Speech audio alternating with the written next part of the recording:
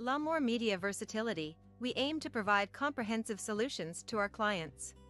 We have a team of experienced professionals who can help you with every aspect of your media needs. From documentation and marketing to promotion and more, we provide our clients with top-notch quality services. We understand that each client is unique and has specific needs. That's why our team works closely with you to understand your company and event goals and objectives. We are committed to providing the highest quality services in media and strive to exceed our clients' expectations. Our team is passionate about helping you reach your goals and making sure you get the best experience and results. If you're looking for a reliable business to help you with all your media needs, look no further than L'Amour Media Versatility. Contact us today to get started at 252-497-3817 or at www.lamour-photos.com.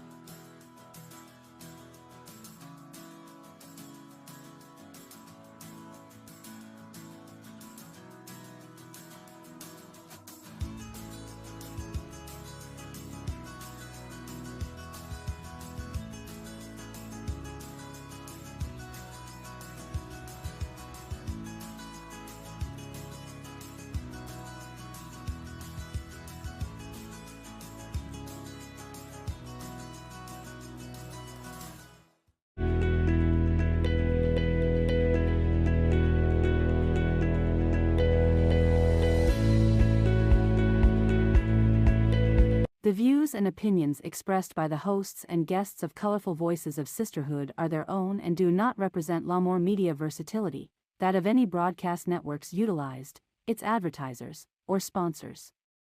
All content is subject to copyright and may not be reproduced in any form without prior written consent by L'Amour Media Versatility.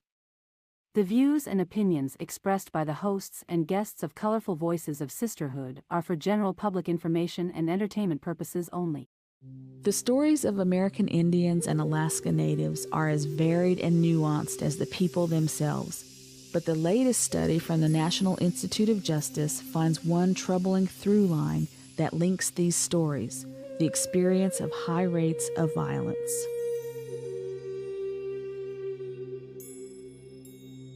Like songs and oral histories, science can raise awareness by quantifying the severity of violence. It's time to hear what the numbers are saying.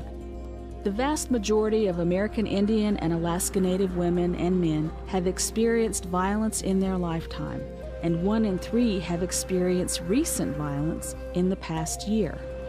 Those levels are higher than the general population, but that's not where the inequalities end. The study also measures a range of impacts as well as services needed because of violence. What's behind those numbers? Let's start with the finding that for American Indians and Alaska Natives, violence doesn't discriminate by gender. Women and men share similar rates of victimization. That means almost 3 million American Indian and Alaska Native women and men have been victims of violence.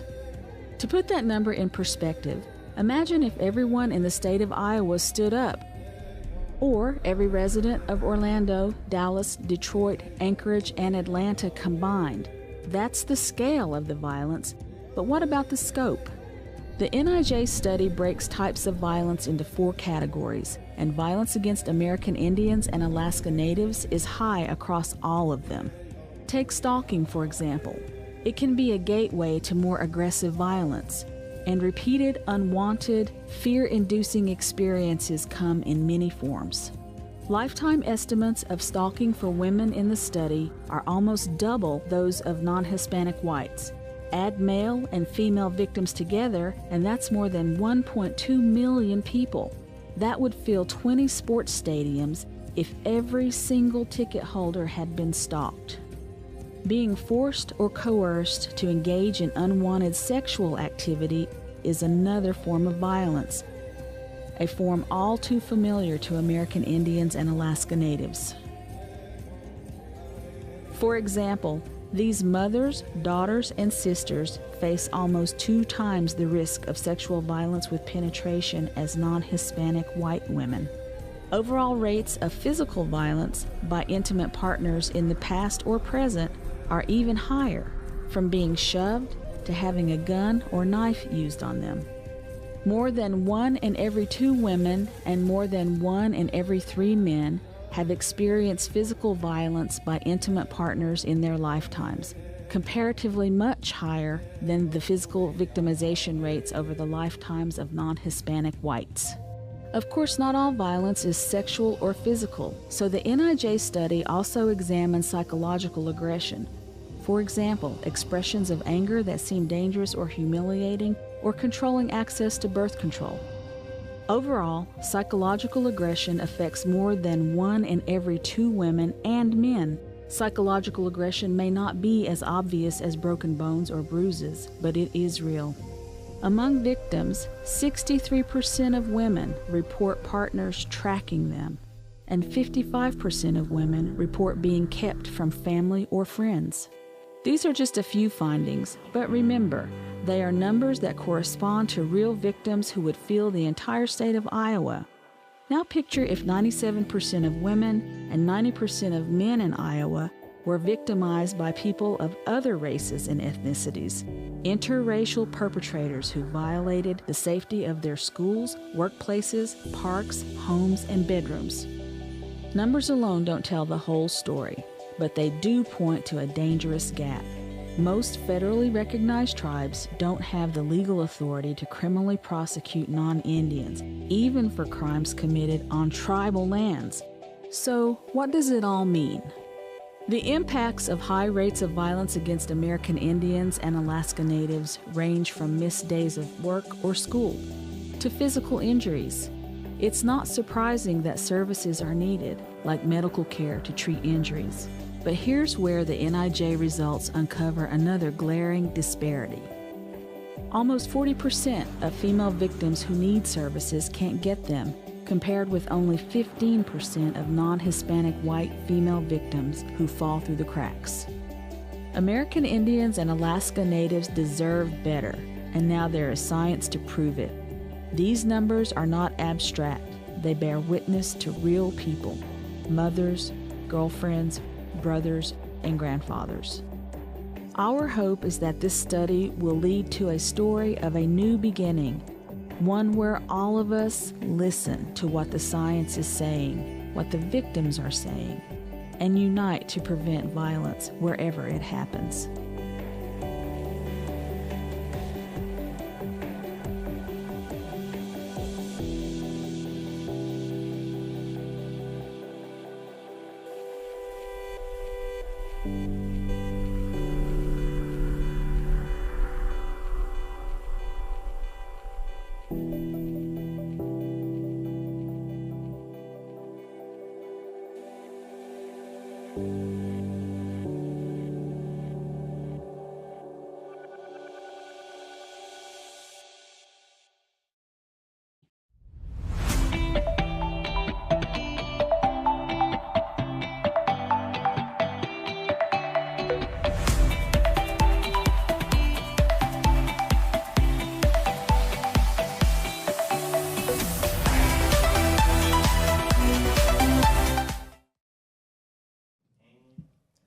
Welcome back to our Colorful Voices of Sisterhood show today.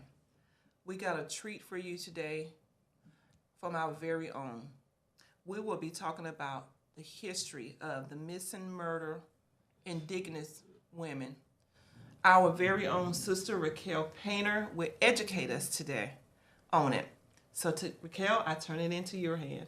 Thank you, Diana. So I'm really excited to talk about this topic that's near and dear to my heart. May 5th is coming up this Friday, and it is deemed to be MMIW Awareness Day. It is Missing Murdered Indigenous Women. It's an epidemic that's been going on in our country, but very little has been done about it. So today we're going to educate our viewers on MMIW and what it is.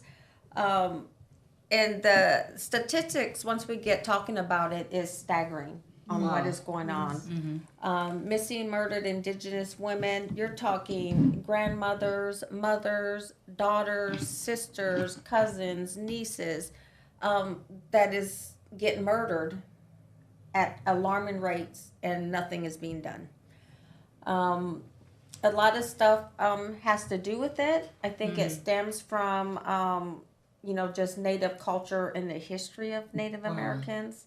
When you think about boarding schools, for example, the abuse that Native Americans endured in those boarding schools definitely carried on. We are still getting abused. Native women are abused at a rate 10 times the amount of a non-Native woman. Wow. That is staggering statistics there. So a lot of abuse, and I'm definitely want to put it out there that it's not just women. It's the men and children. It's our elderly that are getting abused. I'm going to read this statistic here. A lot of studies have been done on it, since 2015 is really when the awareness really started coming up about the statistics. But when you're talking about, the National Crime Information Center, this was in 2016. They reported that there were 5,712 reports of missing American Indian and Alaska Native women and girls. But through the U.S. Department of Justice Federal Missing Person Database, there was only 116 cases logged. So somewhere somebody didn't record some information. Oh, yeah. It's definitely not getting reported, which means it's probably not getting acted on. Right. So you're talking about over 5,000 people that year, men and women missing, and nothing is being done about it. Wow. What's the highest area that you believe that this is happening in? Well, they actually had the statistics on that. A lot of it is where there's large numbers of Indigenous women. But when you look at the national numbers, Indigenous women only make up 2% of the U.S. population. Why do you think it's not being reported? Well, I think what would be the cause? In my opinion, I really think it has to do with the stigma that's associated with Native Americans. Which is? Ever since, we were colonized, we were projected as uncivilized, savages. Once we got on reservations, then, we're portrayed as lazy, alcoholics, drug addicts. I mean, so I really think that people really don't care like they should be caring. I'm watching the movie that Hillary Swank is starring in. It's called Alaska Daily. So she's a reporter that's working up there in Alaska that is researching a missing Indigenous woman. And they're uncovering a lot of stuff, which, I'm only halfway through, so I'm finishing it up. But it comes down to even the police, law enforcement in that area didn't bother to really put their time and effort into finding her or what happened to her. The Daily News that she currently works for recognized that they didn't do the story justice on that. So I think there's a lot of injustices going on with the Native American community pertaining to this specifically. So it's staggering that we have a day identified just for this. So everybody can look it up. May 5th, it is the official MMIW Day. The president signed it.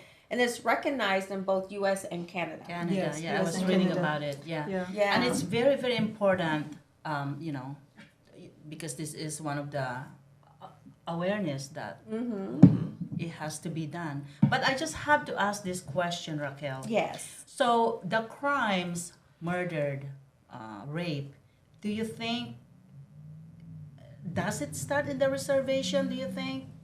It has to start somewhere. It definitely has to start somewhere, but it's on both sides. So the abuse, the rape, the murder is done by non-natives also. Yes. So I read that really too. think it's just the portrayal on how people view Native women, which is totally opposite from our culture, because we are a matriarch society.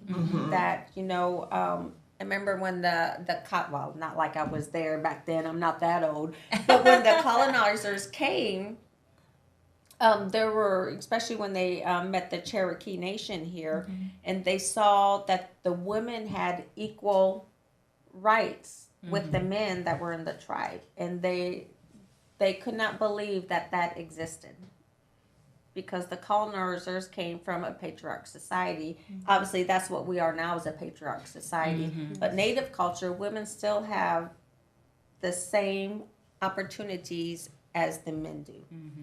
It's just wow. When you say that, I was reading, I may have talked to you a while back in reference to Columbus Day, how we call ourselves celebrating. If we really look at the understanding of what it is, we would think twice about actually celebrating it the way it is celebrated. Yes, because that was the start of colonization for us. And now a lot of people are really going to Indigenous Peoples Day. So they're celebrating Indigenous Day on Columbus Day. So a lot of states have adapted it. The U.S. has adapted it. So I think times are changing, but you're absolutely right. When I was in school, we celebrated Columbus Day. And I remember where we made pilgrim hats, and we made the feathers, and here I am, a Native American student. Like, obviously, they said I was the Native Americans, I wore the feather thing. But how uneducating is that for a child? I know my kids, when they're elementary, they would come home and, okay, maybe something like that.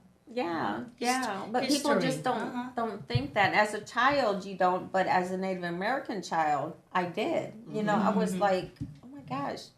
Obviously they're having me put that on, but that's not what I would wear. Right. I'm a Native child. I would not wear that. Right. So how do you go to educate even generations behind you? So when they start to do these plays and stuff in school, how do we go to that point where we educate them about? I think now we're starting to have a voice. So Good. you see a lot of the Native Americans out there. They are protesting. They are, we have a case going on right now in North Carolina. They were just up at the state capitol. There's a charter school here that is not letting let a Native boy in because of his hair. They want him to cut his hair because they got regulations. Not understanding Native culture, the hair is sacred. Yes. And they didn't rule it. So it really was just this Thursday that we're going up there to march on that and protest it. But here we are, 2023, and people do not understand that. And Native Americans were very big on our culture. It was taken away from us for so long. Yes. And we're just now starting to get it back. Languages are just now coming back. They're teaching it in the schools now. I mean, so there's a lot of cultural stuff that is coming back to us, so they want to keep it. And then to tell a mother her child cannot go to school because of his hair does not fit the regulation. I think one of the problem in our society right now also is being close-minded. Yes. I agree. They are not open-minded. Well, and not even to the point where they want to learn, to be willing to learn about the different cultures. This is why this show always is so important to me, because we get a chance to learn about each other's culture. Right. Yeah. And I think it's sad that, in 2023, the indigenous people were the first ones here. Yes. We were the first ones So here. that's why I was actually thinking about that. I'm like, how is it? This is you. This is you culture. This is your country. How like switch to taking everything away from you? Now you're trying to find something that is original to you. So how that makes you feel? Actually, like I'm listening, like trying to get back to stuff. Like this is yours. It belongs to you. Yeah. This is. And that's why I feel like people view us as less than, because they don't value what we feel or deem is important to our culture. Yeah. So it makes me feel devalued or minimized. You know, if you can't portray who you are, what you are, and for so long they smothered us where we couldn't celebrate our culture. Mm-hmm. You know, so that there and it was, you know, generation thing that they couldn't do it. You know, I mentioned boarding schools on a couple of our episodes when we go back to talking about boarding schools. There was so much trauma done to the Native American people during that time frame.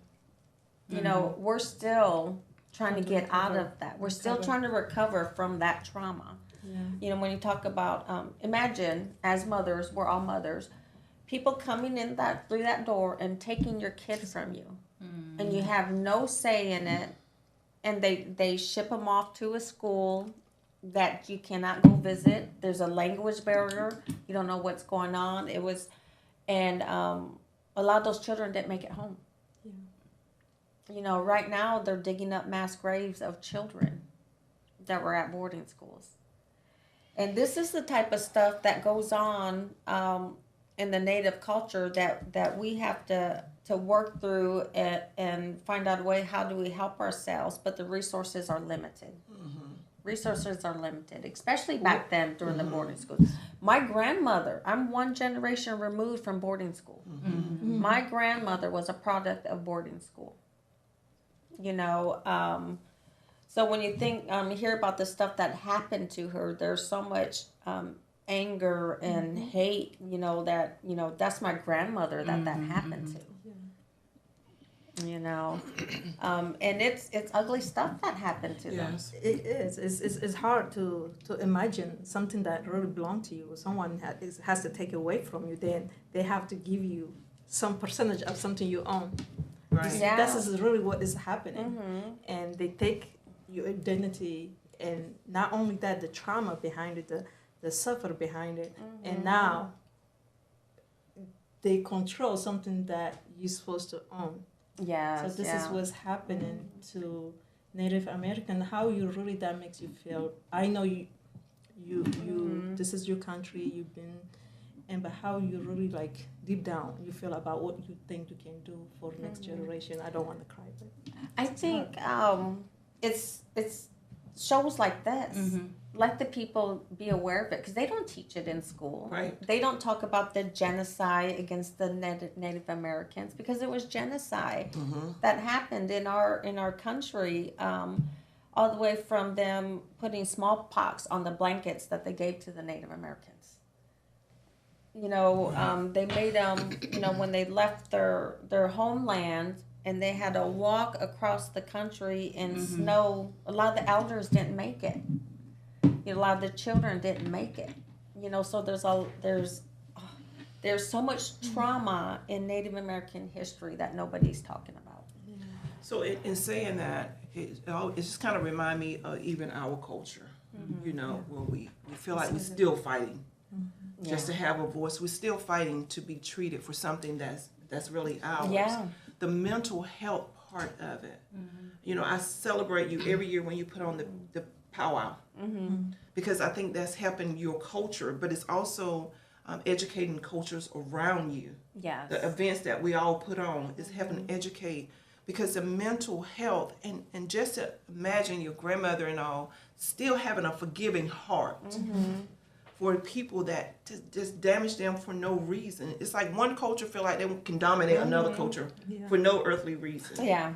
You know, and to kill them, but we still have that forgiving heart to go back. But we got to teach. How do we go back to teach? You putting on the powwow, the events that you put on, this platform now of talking about it, because I want to know, what can I do Yeah. to help? I think what people can do and our viewers can do is really educate. Educate yourselves, educate your loved ones, just so that it doesn't continue, because it is still continuing. There's a lot of injustices that we see each of us experience an injustice, you Yes. know. So I think we have the platform, you viewers have a platform to make sure awareness is done and change happens, because that's the only way change is going to happen is if people Okay. know about it, we talk about it, and we figure out ways to make it better. We And the need good thing, I'm sorry, and the good thing is we're starting to get people in positions up in the White House in areas there that represent all cultures. Yes. But we still got to get involved locally Yes. to have that voice. Yeah. Because that mental health piece, you know, even with your children, Oh yeah. you know, you got a grandbaby now, that mental health piece can keep going on until we get involved. That's right. That's right. That's So, right. some people too, they think it's too heavy to talk about certain things, and we cannot go there. Yes, you have to go We there gotta to go heal. there. We have to go there because we have to educate the Yeah. next generation. And you might not did it. My grandparents might did. My grandparents, you might not proud what they did, but it does not mean we cannot talk about it. You know, Yeah. that's the hard things we have as a community and family. And we cannot talk about some things. We have to let it go. No, you cannot let it go until you deal with the past by respectfully, by educating. Not it doesn't have to be hatred. It doesn't have to be violence. But we can talk about the differences and say, hey, this is what happened to the past, so we don't have to repeat to go on in our future. So we have to acknowledge, recognize, and moving forward. Yep. Which and I you're think breaking that's the generation key. curses there. That's Yes. what we're doing now. We're breaking generation curses. And I that think went on. the acknowledgement piece of it Acknowledge- is yes. important Very. to acknowledge that it happens. Mm-hmm. Because obviously we're not, because it's not discussed. Right. That's part of our history that people are not learning. You know, we often hear about, okay, we need to educate our community, our organizations, the whole America, what have you. Be the voice. Let's share this. But so it's easy. It's just so easy for us to say these things. But really, how are we gonna go out there? I mean, you cannot just give it to me. Hey, here's the link. yeah, you We got to have make to our have an voices heard. active community awareness. You know, like You have oftentimes we need to do that. We cannot just do it just one time and then that's it. It can be easily forgotten. Yeah. And I think that's why advocacy is so important, is to make sure people are advocating for change so change Yes. happens. Ben. You know, I just mentioned about the little boy who they wanted to cut his hair or he can come back to school. They went up to Capitol Hill in North Carolina to advocate for that Good. for that child. And people from across the states banded together to do that. That's what needs to happen. You know, it's hard for a mother, you know, I hate to say it, for one person to say it, but if you got that one person with 10,000 people behind her, that's a different view for the legislators to see. Yeah. So I think advocating is the biggest thing a person can do. So sometimes people are afraid. They agree with you, but they're afraid to go out there because if I say it in the public, people, they might not like me. They might start view me different way. It means that if you believe in the right thing to do it. You know, you have to stay by what is right. And if you look back the history for those paid the price, Yeah. and I think it can be done, but it takes individually willingly to make a difference. And that's one thing. Life is so short. Yes. Don't have regrets. That's right. Don't have any regrets. You know, a lot of people are not going to agree with what your thoughts are, what your opinions are, but don't have any regrets for holding your silence. And it's amazing that we all have said on this show. I hear Fatil say all the time, if I die, I'm going to die empty. And that's what we're all doing. We're putting it out there. But one voice can change. It took one lady to take prayer out of school. So one person can make a difference if we just start. Because there's somebody just waiting to say, okay, what do I got to do to help? Oh, yeah. Because when you started Powwow, it was you, but look at how many other people joined now. Oh, in yeah. on that. Yes. So I think if we all, you know, use our voice, use Yeah, our do our platform, part. talk about Yes. art. Yeah. Because when you did the Filipinas, you contacted me. I was telling everybody. I didn't know anything about it. Yeah. But I was able to learn even that hard dance you was doing. Because I went home trying. I was like, oh. With a glass dance. Yes. But I was was amazing that I get a chance to learn the different cultures. And also, we have so much similarity of the different struggles that our culture have had. Oh yeah, Yes. yeah. You know, Well, I know I went to Africa, and I was drawn to the villagers. I got to spend the day with the local villagers, and they had beadwork on. But the beadwork was similar to the Native American beadwork.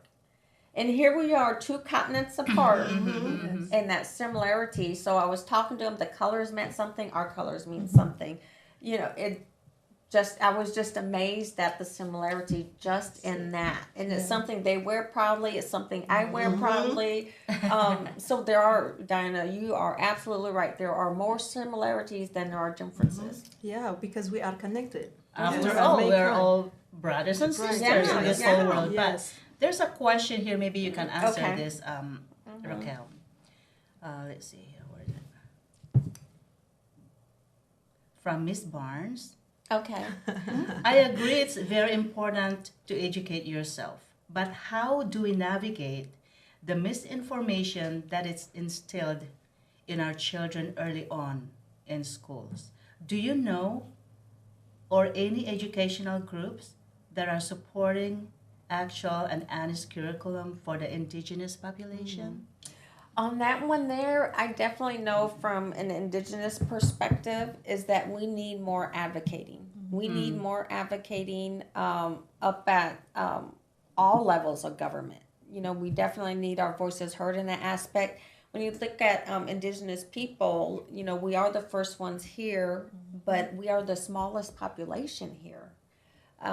So advocating, I think at all levels of government is what we need. We need strong people who can do that.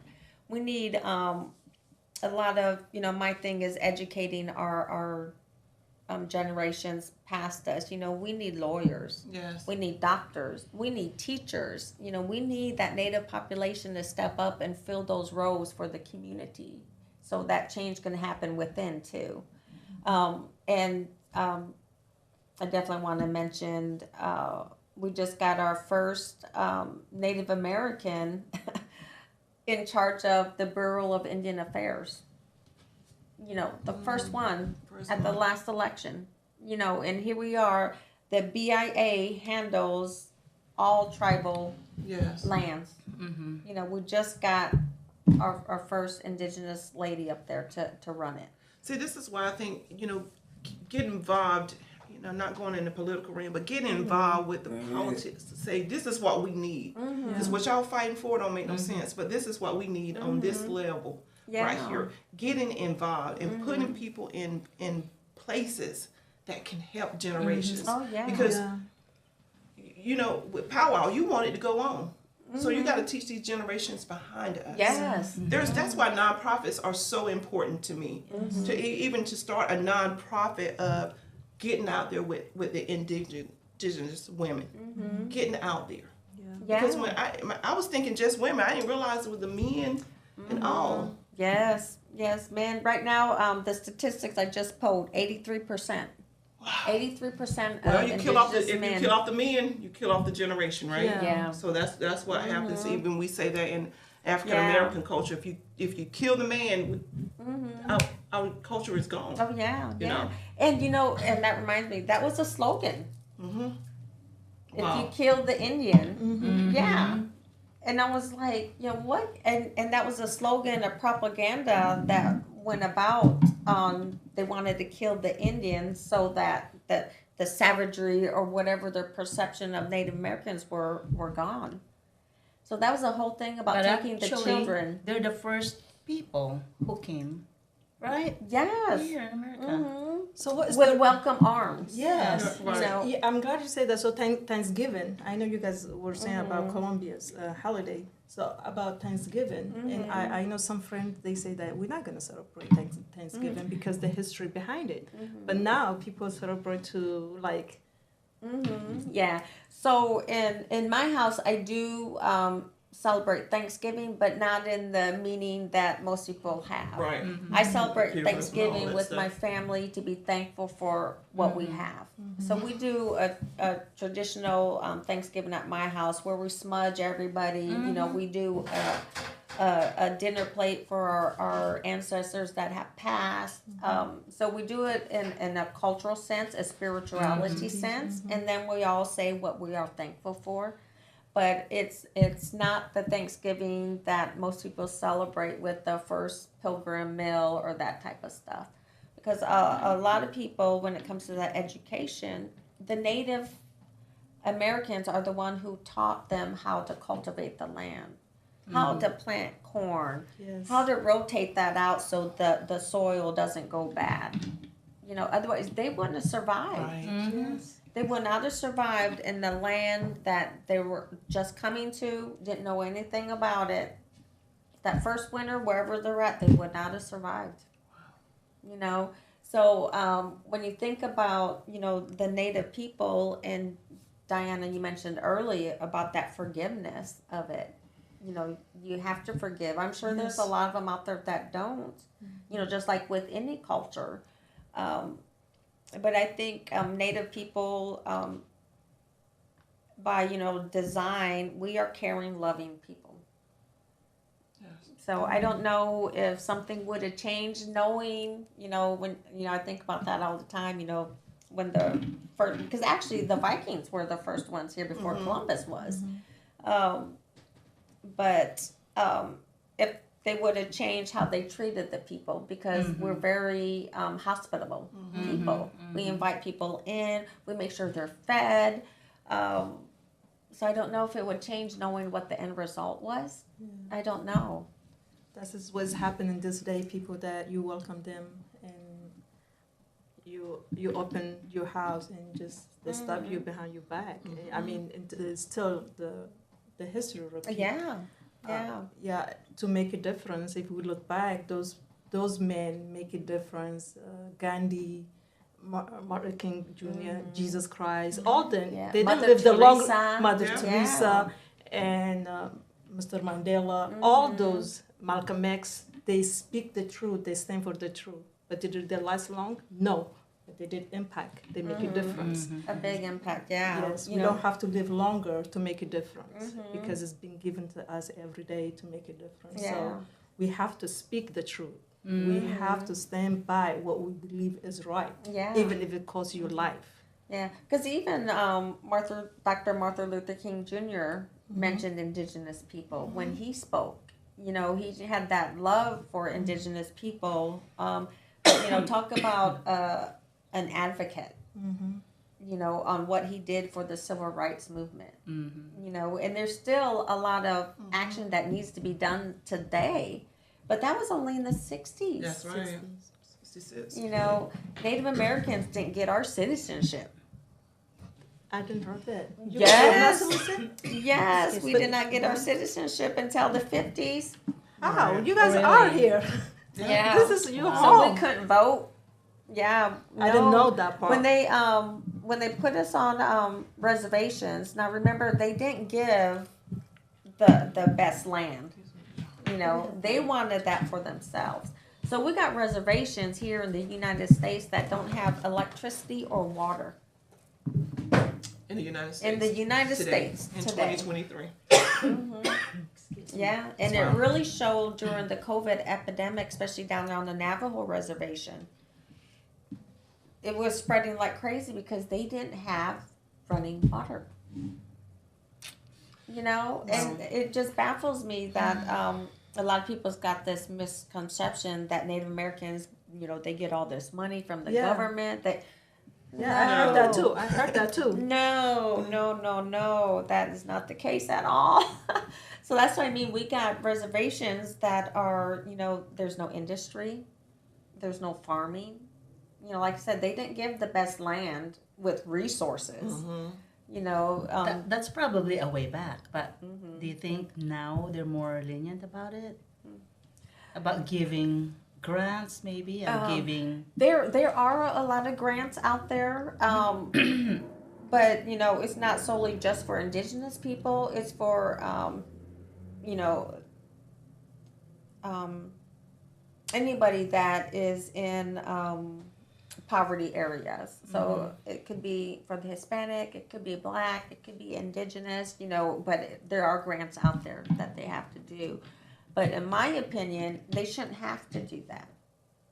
You know, there's, now we're probably getting way off the topic, but but there's so many treaties out there between the government and Native Americans that were not upheld. Right. You know, when are Native Americans going to get justice on that?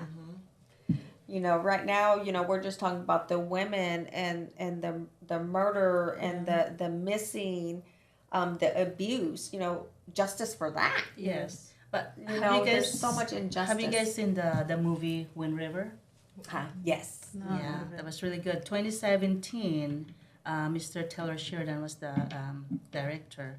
He said, and I just wanted to share, he wrote the film to raise awareness of the issue of the high number of indigenous women who are raped and murdered, both on and off reservations. Yeah. And it was pretty well, attended because they only have like 11 million budget, and it went over 45 million. Wow. How? Wow. Yeah. And I love that because there are a lot of movies getting made about that now, so it helps with the awareness of it. And I love that, you know, just last spring, at the federal level, they passed the Not Invisible Act was introduced.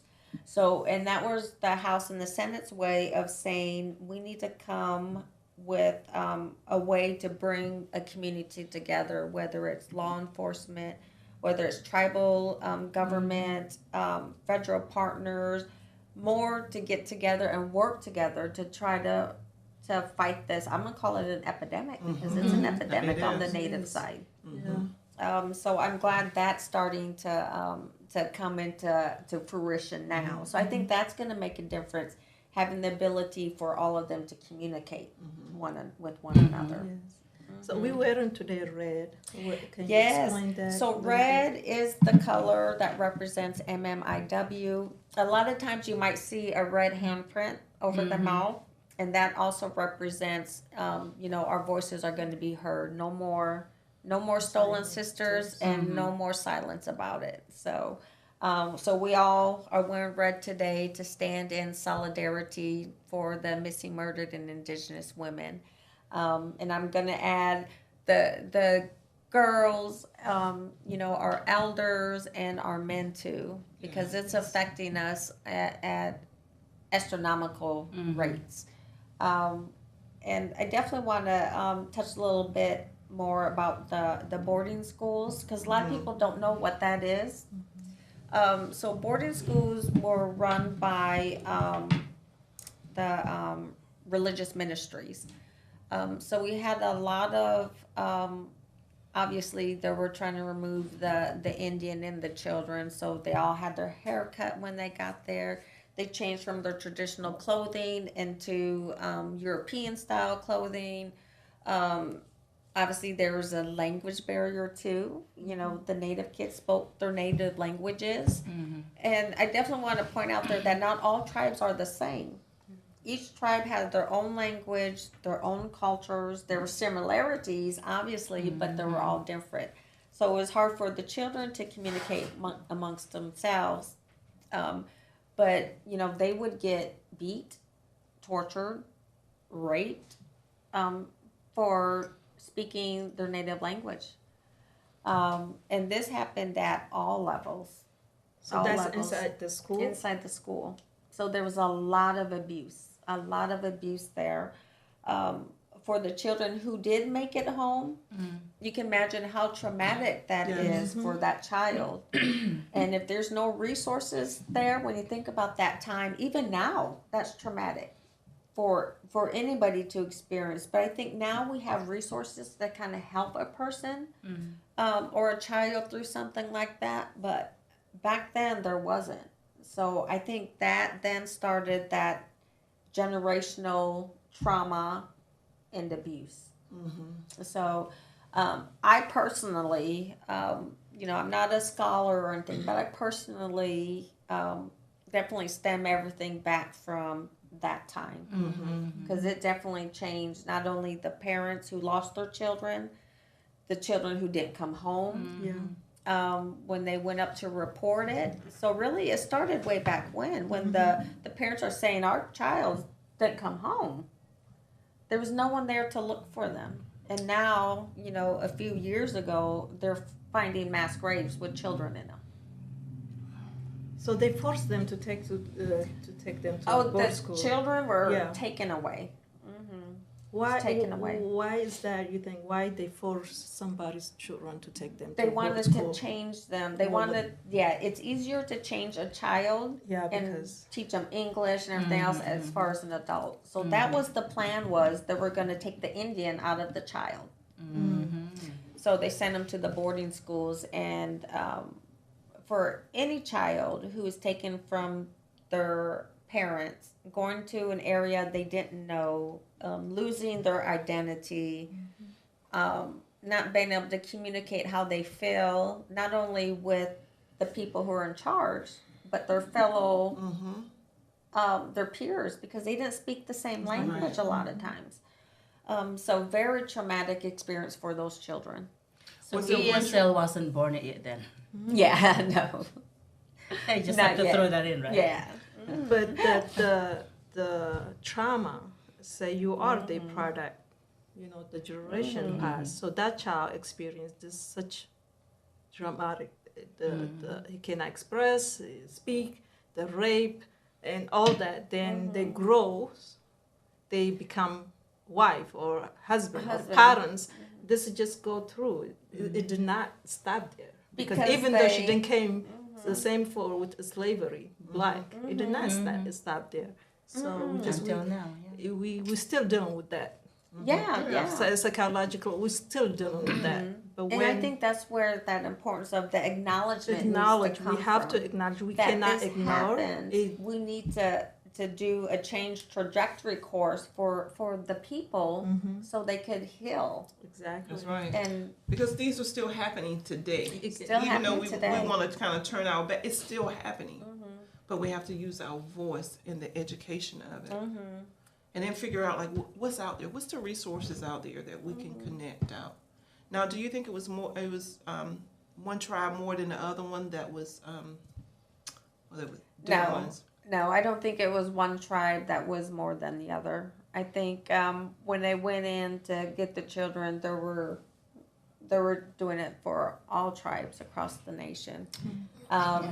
There's boarding schools that were in the United States and all the way up through Canada. It's just so sad that back then we don't have this rules or guide to follow, I guess. Yeah. But even then, when you think about, removing children, even now, when you think about something like that happening, at least there's stuff around to protect them. There's checks and balances. When you think of like foster care, for example, they still have their checks and balances. Now the people are responsible for doing that, checks and balances. But I think it is there for them. But back then, there was no one there to help those But you children. know what? Back then, even though we don't have this set of rules, I mean, as a person, why do you have to do that?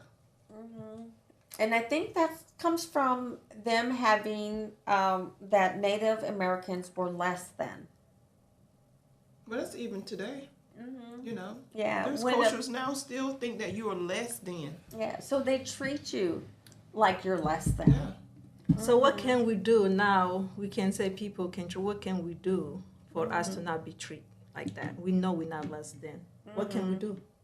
Be the voice. Yeah, I know I'm not less than you. You can think like that. But what can we do? We won't be treated like that. Yeah, stand up and say something. Yes. You got to correct it Exactly. on the spot. And I definitely will correct it on the spot. But Yeah. some people don't have that. So if you Voice. see something happening, step up.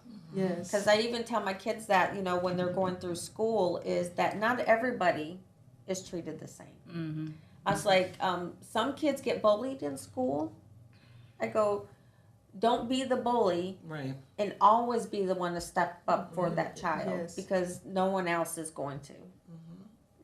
And the same with an adult. You know, you have to be the one to step up for someone if you see injustice done. Exactly. Even if it costs you your life. There's a lot going on also, that if you're the one who step up, you will be the next that they're gonna bully. Yeah, that's the chance I would take. Yeah. I would stand up Because you stand anyway. up. Oh, I'll take that. That's what I say. You know, don't live life without any regrets. No, exactly. Don't I'm live. glad you said that.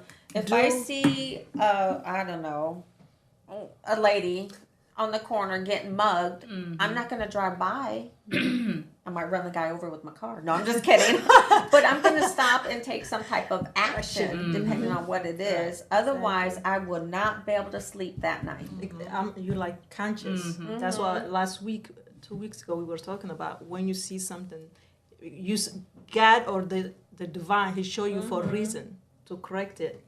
And some of us, again, we like, if I say something that, oh, people, they don't like me, so what? They don't like me. I'm okay with not like me. For me to do the right thing, I will do, because I will deal with my conscience. And I want to be peaceful with my conscience.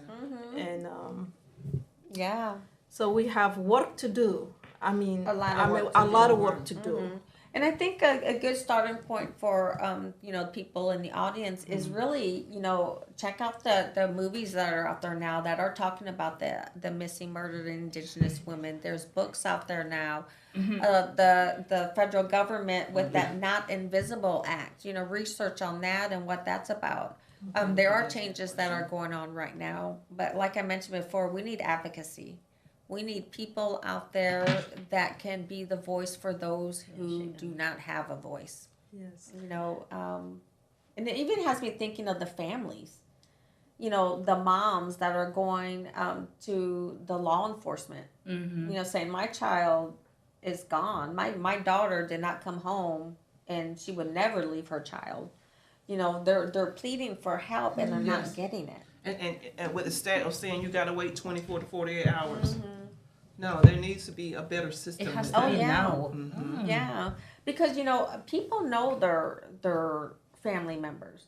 Which ones will come home at night and which ones don't. That's right. So to me, if a mother is in panic mode saying her child is missing, that child is missing. That's it. And when I say child, most people think of little kids, but my son's 32. He's still my baby. child. That's right. Exactly. He is still my baby, and I'm still responsible for him. Forever. Forever. Yes. I think there was a question In the up here. Philippines, Okay. if you're living at home, hey, parents are still responsible of you. So that was Ms. Barnes said, how do you feel about the federal government trying to indirectly close reservation across the country?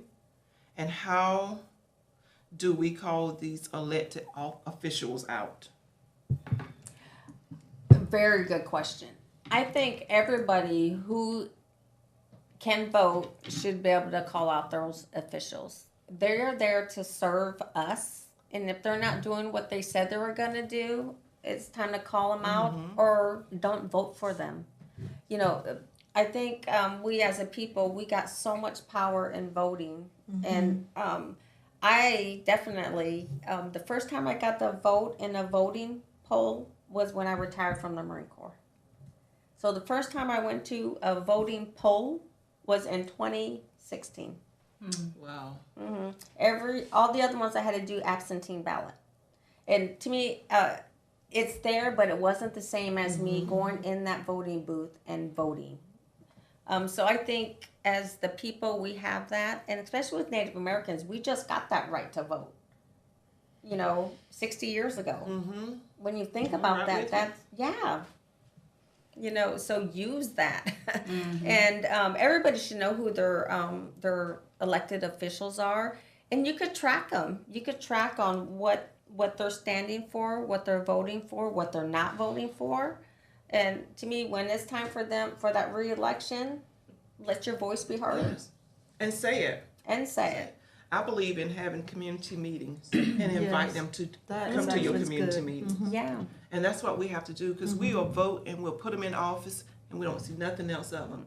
Invite them to come to your events. Yeah. Invite them to be the speaker, and you'll be able to ask them questions. Because until we started holding them accountable, things are going to keep going on. Oh, yeah. We've got to get to the point that we hold these people accountable. Oh, yeah. more. And we don't need a big generation gap from those people That's who are right. making the laws and run. We need those young people in there Yes, to get yes, in we there, do. make a change. You know, and an 80-year-old person in Congress does not know anything about a 20-year-old. And he's I would making agree. the rules and laws that affects that 20-year-old for his adult life. Right. You know, some people are very disengaged or detached from the realities of our world. So we need to get people in office that knows our reality. I believe that. Rocket, That's why I- I always say that's why there's an Old Testament and a New Testament. They go together. They need to be bringing people in to be training them for it. And I don't Yeah. think they should be stay in positions forever. Oh no. I think there should be a No, limit no. time. Rocket, I just want to ask something.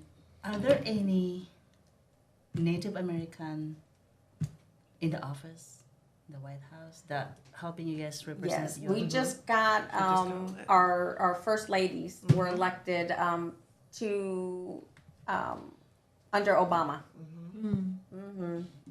Yeah, Nice. but it's sad because it's just now happening. 2008, what? Yeah. 2008? Yeah, It's just starting to That's diversify what I- stuff. Yeah. You're right. That's Sad. just crazy sad. Like you've been from the beginning, and you what? How many?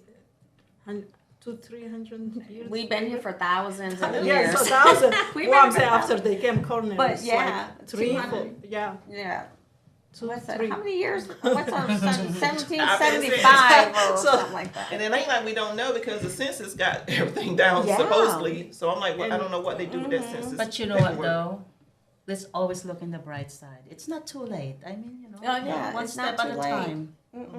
It's not too late, but if we don't do it, We gotta get it's gonna involved. be late. We're gonna be Yeah. behind. Yes. So it has to start now. And we Yes. have to start talking now and take an action. And talking sometimes does not do nothing until you have to go to be the first person to make a difference. Not Yeah. everybody here to make a difference. They have opportunity, but not everybody. So we're not waiting for savior. Sometimes you have to be the one that save.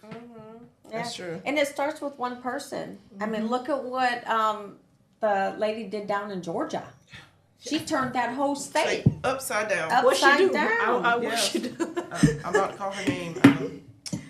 It Yeah. was, She's Oh my running for God. governor. yes. Good for her. Yeah, I can't remember what her name is. Oh my gosh. But she changed the state. Yes. She, changed it from Republican to Democrat. Right. See, One person. I can't even think of her name. But because I think everybody gets so caught up in the political party that they're missing, we need help here. We need help there. What can you do? I wish they would do away with political parties. And that's just my opinion. Yeah, I'm to with find you on out that. what can we do. We need help. And we need to hold people accountable, and we need to have our voices known. Because even in this area, sometimes people tell me to run for office. I said no, because I don't want nobody to tie me down, because I'm going to say what I need to say. But when I get in position, you might try to tell me, oh, I can't do this and I can't do that. But on the outside, I can tell you a whole lot, because we got to hold them Accountable. That's Yeah. right. and I love what every one of us is doing different things for our culture to bring. Because my African American is suppressed. Yes. And they're poor and they're bad. They don't get that information. So my job is to get a team with me to go out. But I'm not mad with you when you do it. We should celebrate each other. Get to that point where we celebrate each culture. And today you have taught all of us about the indigenous stuff that's going on. Yeah. You know. And it's a good it's a good starting point to educate yourself on it, because it's out there. You know, unfortunately, you won't learn it in school or that type of stuff. But we're at that world now where technology is at your fingertips. Yes. Get on there, do your research, and then there's a lot of organizations right now that are giving voice to MMIW. A lot of organizations that are advocating. A lot of them are looking for funds. You know, so do your research. you know, just type in MMIW, and there's going to be some organizations that pop up. And I'm not one to tell you which one to pick, because that's all on you as an individual person. You know, just do your due diligence when you're doing that.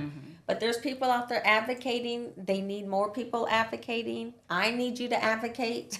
I need you to advocate. Yes. Also, don't forget to write something about your mom this coming Mother's Day. We have received several writing contests over here. We have great prizes. Our deadline is May 10th. Please keep it coming. And also, next week, we are going to tap in the AAPI, what do you call this? Because the month of May is AAPI month. So we'll see you next week. We have a great host, or what do you call this? Yes. Guest. Yes. Will be on the show. Will be Manang Rosita Lee from Las Vegas, Nevada. Yeah, so she'll be joining us from Las Vegas. Yes. Okay. Yes. That's when I need to go. I need a vacation to Las Vegas. Oh, I'm with you. Take me. So again, you know, please go and read about this right here. Get involved in your community, make your voice known, and look, not just for you, take the generations behind you and get them involved. Teach them the lessons, because if we don't do it, you cannot blame nobody in the school system to do it. We got to take responsibility now and move forward. But again, thank you guys for joining Colorful Voices. We enjoyed you, and we enjoy this lesson today. So see you next week, Dr. Rosita Lee. Oh, that was awesome.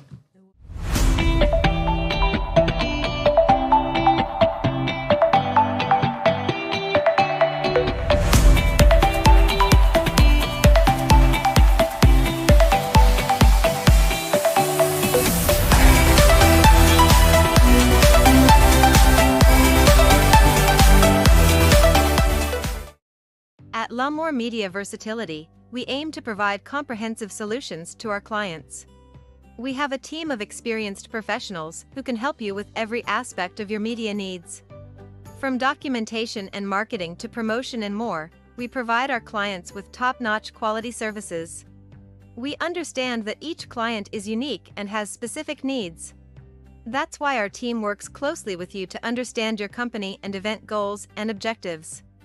We are committed to providing the highest quality services in media and strive to exceed our clients' expectations. Our team is passionate about helping you reach your goals and making sure you get the best experience and results. If you're looking for a reliable business to help you with all your media needs, look no further than L'Amour Media Versatility. Contact us today to get started at 252-497-3817.